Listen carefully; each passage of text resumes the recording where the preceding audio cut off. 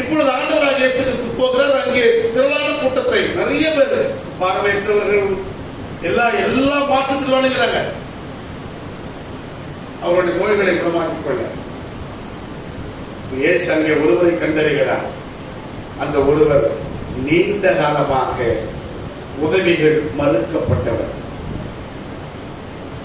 சார்பு ஆளர்கள் யாரும் இல்லை அவருக்காக.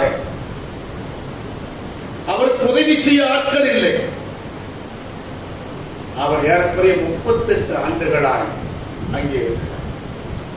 38 வருஷத்துல எத்தனை முறை குளம் கலைஞ்சிருக்கும், எத்தனை பேர் அதில் நலமடைந்திருப்பார்கள். 38 ஆண்டுகளாகவே இவர் நலமடைய முடியாமல் இருக்கிறது சொன்னா, இவரால் ஒன்று முந்தி குதிக்க முடியவில்லை, கால் இயலாமல் இருந்திருக்கலாம், அல்லது இவரை கொண்டு போய் விடுவதற்கு ஆள்